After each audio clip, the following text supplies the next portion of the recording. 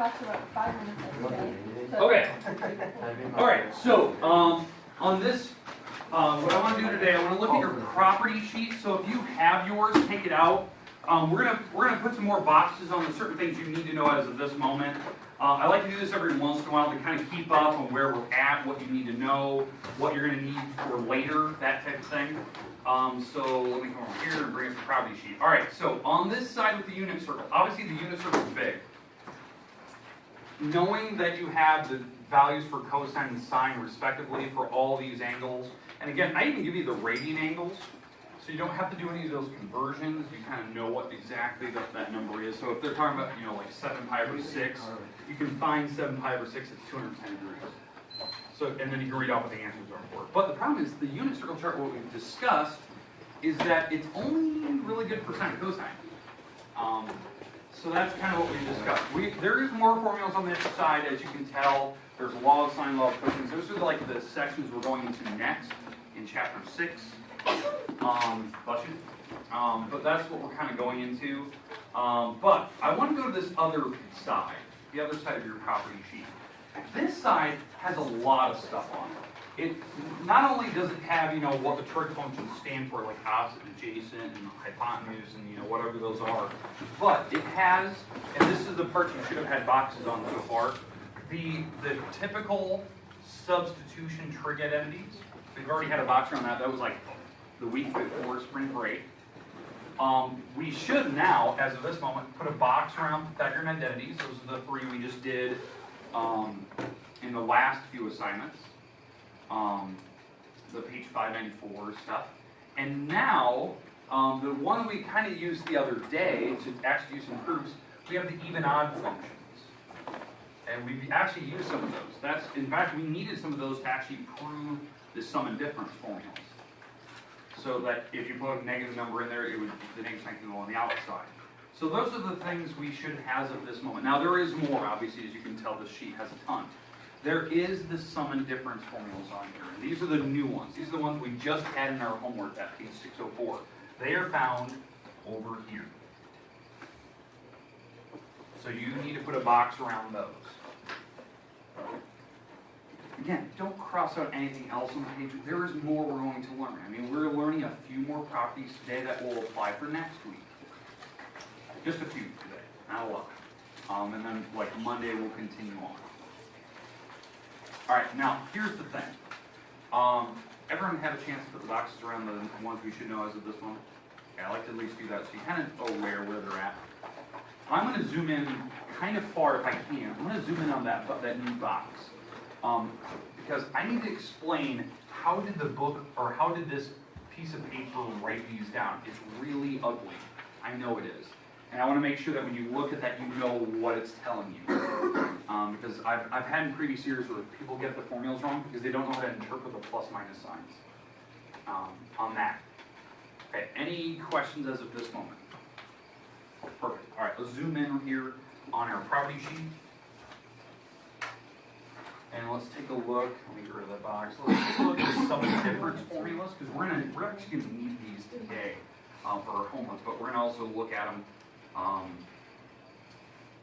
right, that's about as far as I can go. That's pretty good.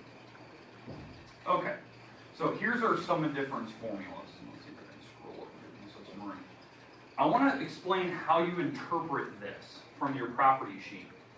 If you're doing the sum and difference formulas for sine, I know we did one of those yesterday. I think we did the sum formula. That was the new one we learned yesterday.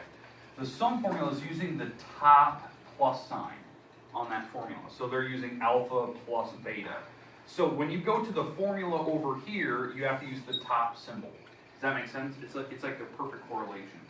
So if you use the plus sign over here, on the top, you use the top symbol over here. That's how they work. Okay, so when we go down to the cosine function, and you're doing the sum formula, where you're adding things together. Look, and that's on the top, right? Look, what's the symbol on the top over here? It's a minus. You have to use a minus sign in the formula. And we talked about that. That the cosine, when you're adding angles for cosine, when you go to the formula, it's going to use the opposite symbol. And this sheet is trying to tell you that. It's just some people really get confused by that. Okay, does that somewhat make sense to you? The idea of like using the top symbol in the formula. For tangent, this is I believe this is the brand new one that we learned yesterday. It was like the one that we did right before I gave you homework. The tangent formula. If you use the top symbol here, you have to use the top of both of those. So it's a plus on the top, minus on the bottom. How I remember tangent, whatever the symbol that you're using in this original parenthesis, that's the symbol that's on the top of the fraction. That's just what I think of. So if it's a plus, you know, you're adding two angles, you're going to use the plus sign on the top of that fraction. The minus sign will be on the bottom. Okay. Any questions on the sum and difference formulas?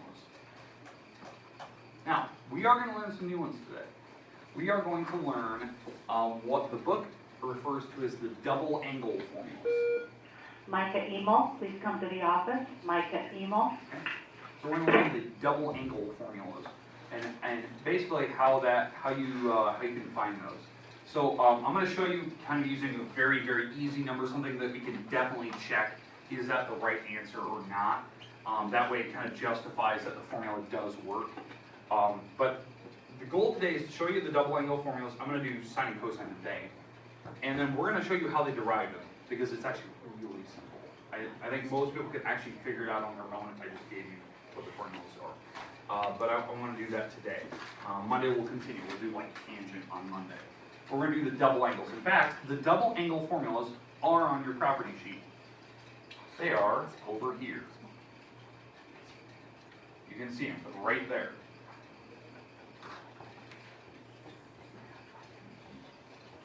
These are the double angle formulas we're going to be talking about for the next day or two. We're going to really discuss the top two, sine and cosine. Those are the ones we're going to try to show like what they are, what is it doing.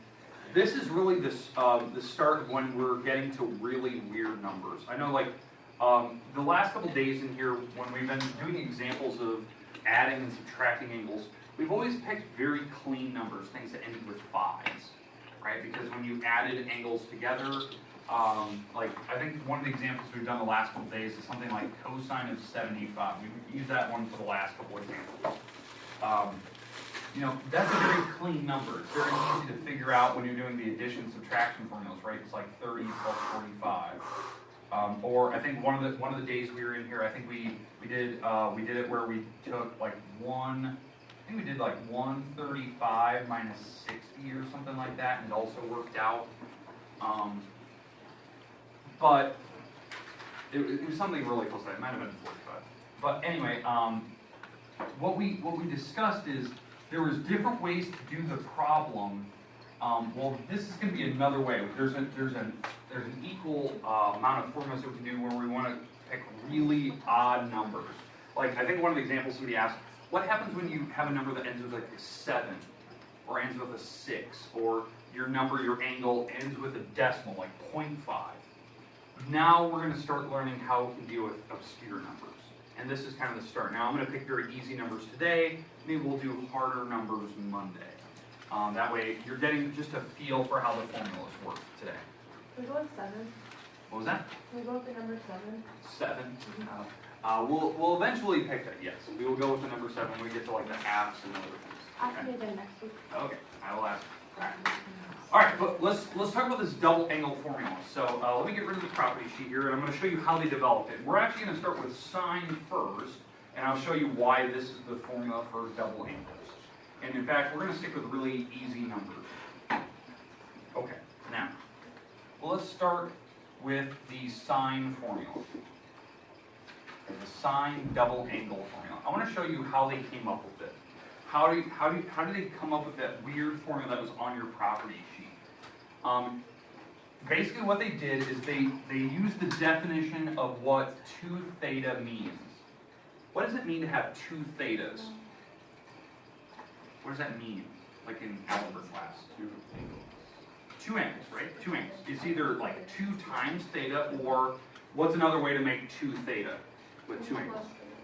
Theta plus theta, right? That would make 2 thetas. So that was actually the way that they did it, right? This is how they developed the formula for when you do a double angle.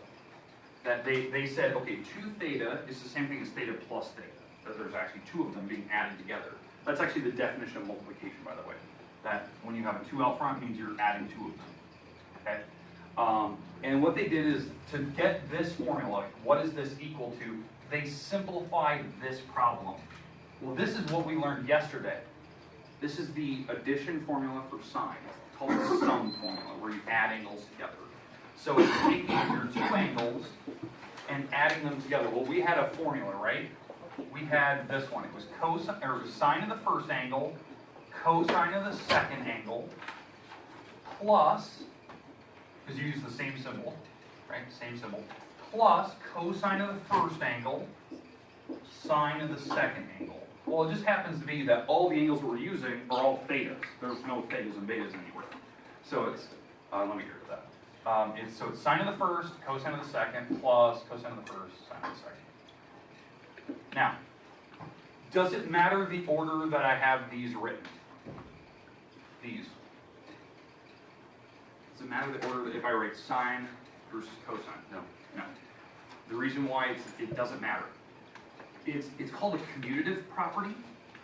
Commutative property of mathematics is where you can switch these 2 items around and you can still get the same result. That only works for when you add things together or when you multiply items together. It doesn't matter if you take like 4 times 3 or 3 times 4. You're going to get the same answer. Well, that's what I'm doing here. So I'm actually going to switch these around. So in fact, I'm going to switch these 2. I'm going to switch their order. Now the reason why I'm doing that is so you can see what's about to happen. Do you notice that where we're at so far, these things are identical to each other? And I'm adding them, right? These are being multiplied together and these are being multiplied together, but they're identical items. So going back to the definition of when you have 2 items that are exactly the same and you're adding them together, what can you do? Yeah, put 2 out front, that you have 2 of them. Right? That was the shortcut that we discussed. That's the definition of multiplication. That I can put a 2 out front and I have 2 sine thetas, cosine thetas. So when you add 2 of the same thing, you actually have just 2 of them. And this is the actual formula that was on your property sheet, believe it or not. Right there.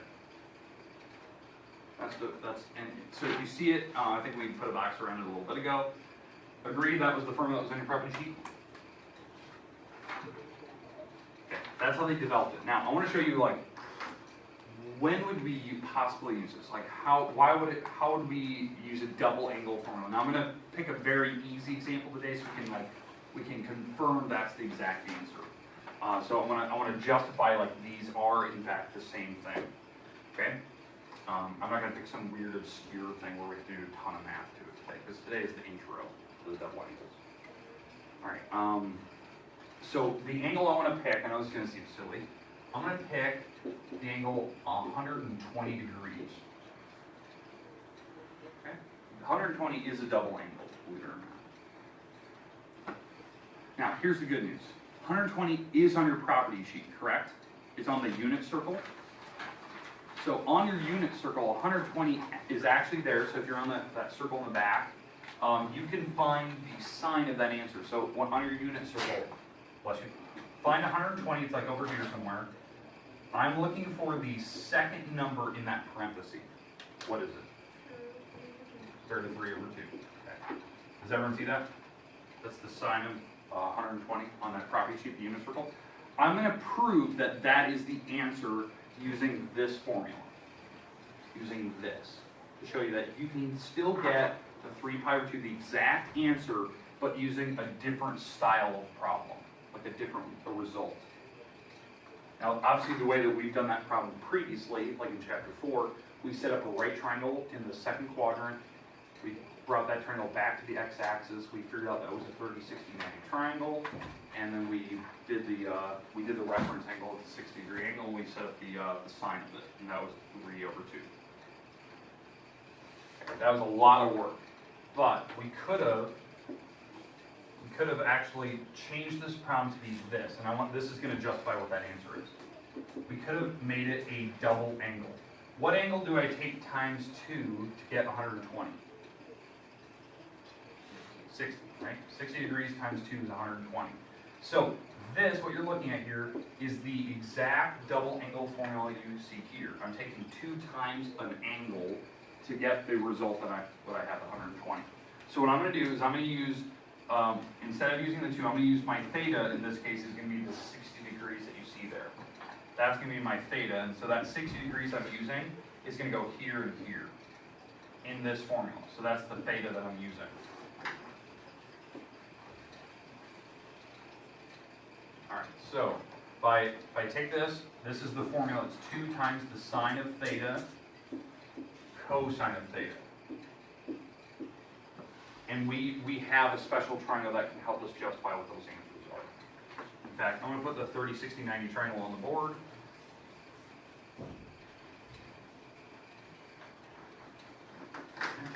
So the 30, 60, 90 triangle, and then we'll rattle off what those answers are. So 30, 60, 90, this is a 2, this is a 1, that's a root 3.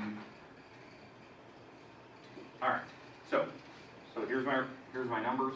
So I have 2 times, I'm going to rattle off what these fractions are. So the sine of 60. Sine of 60, if you think about what the definition of sine is, it's opposite wall over hypotenuse. Because if you think about like SOHCAHTOA, sine stands for opposite wall over hypotenuse, and we're using the 60 degrees. So the opposite wall is the root 3 over 2. Root 3 over 2. Okay? Alright, so far so good. Cosine of 60. Well, cosine of 60 is the adjacent over hypotenuse, because that's what cos stands for, adjacent over hypotenuse. So adjacent is 1 over 2. Now all I need to do is multiply these across. So if I multiply across, these 2 fractions multiply to give me root 3 over 4, and then I take it times 2. How do I make 2 a fraction? 2 over 1. 2 over 1, and then that would go to the top, but the 2 and the 4 can actually simplify. I can divide them both by 2, because they both, diagonally you can do that. When you're multiplying fractions, you can simplify diagonally. That's a rule of fractions. And now what I get is I get the 1 times root 3 on the top, and 1 times 2 on the bottom, and do you see how it's the same result from your property sheet? The reason why I did that, I know that seems silly, no one in their right mind would ever do that for 120, because obviously we have the property sheet. But I'm trying to show you that the formulas do work, that you are getting the same results, how they develop the formulas from the addition formula for sine, how they added angles together to make this. But now, why we would ever choose to do this? We can do this for kind of weird numbers, because when the numbers are really big, like let's say that they're past 360 degrees, we can bring them back to something smaller, and that's what we call coterminal angles or reference angles. Because if the number's huge, we can bring it back because we can automatically divide it by 2, and we can plug that number in for theta. So because the 2 would go on the outside, and we're going to use that number for theta in the formula. So we can bring like really big numbers like 720 and bring it back to something smaller and use the formula for it. But again, this is like the start. So eventually I can do it for when they have like decimals and stuff. We can start using these formulas so I can bring it back to something normal. So that's kind of the idea. Okay, questions, comments about what we're doing here? Okay, that was just the start. It was kind of an intro. We do have one other formula, is the cosine formula. Now, if you look at your property sheet, so flip that over, look at your property sheet. Cosine for the double angle, I'm looking at the double angle area. If you don't know where that's at again, it's like mid to bottom of the page on your property sheet. What's the weird thing about cosine on that property sheet? There's 3 options. Yeah, there's 3 options. Today we're going to talk about the first one, just the first one. And then on Monday we'll talk about how did they come up with those other 2. They're made from the first one that you have. Okay, and I'll show you that. And it's actually using the other things on your property sheet, which is kind of funny. So, but let's talk about the first one. So we'll do one of those, and then we'll be done for the day, and I'll let you have the rest of the time where you can work on your homework, because I do want to give you some time to do that. So The cosine double angle formula. So this is how they developed it. They basically said, okay, this means cosine of theta plus theta, right? 2 theta means you could add 2 thetas together. And then they plug these angles into the cosine formula. Now the cosine formula, when you add angles together, if you don't remember from yesterday, that's where you go cosine of the first angle, cosine of the second angle, and then you use the subtraction symbol. It's the opposite of what's in here. Sine of the first, sine of the second. Right, and these are the 2 angles I'm using. So they just happen to all be the same. Well, what happens when you take cosine times cosine? That's cosine squared. And they're using the same variable. That's why I can actually make it cosine squared. Right? The squaring means you multiply together. Okay? Sine times sine? Sine squared. And that's actually what you see in your problem sheet. This is actually the formula that I believe they have on line number 1, correct? That's like the go-to formula. That's the one that I use. It's the easiest. Now there is 2 others, and I'll show you on Monday how they developed them. But they're made from this one, and it's actually really simple. It's like a 1-step process to make the other 2. But again, we're using these for double angles, so I could do the same thing. I could do the 120. I could plug it in here. So the 120, I can make that 2 times 60, and then I can plug 60s in here, and it'd give me the same result. So we'll practice that more on Monday. But I'll try to pick some problems from the book, like why we would choose to do the double angle formula. But it's based on addition, as you can tell. So there are ways to make problems a little bit easier, faster, I should say, faster. Faster. Okay, you have the rest of the time today. You can move around. You can work under page 604. That is due next Wednesday. We are going to get another assignment next week. It'll probably be Tuesday next week. We'll have another assignment. I know that's weird that I'm overlapping. We're definitely on the bottom end of this chapter. This chapter has, I think, 5 sections, but I only used the first 3 of chapter 5. So once we kind of finish these formulas up, we have a couple more double angles. I think we have a half angle formula that we still have to go through. Then we'll take a quiz. So you've been forewarned. There's probably a test quiz, maybe the end of next week. Make sense? So end of next week, we'll probably have a quiz, test. And I'll probably try to provide you with a practice guide for that. Because it's going to be definitely shorter than the last one. The last one was 10 problems with doubles on every one. I'm not going to do that. So, all right. Any questions? Okay, all right. Move around, do whatever you need.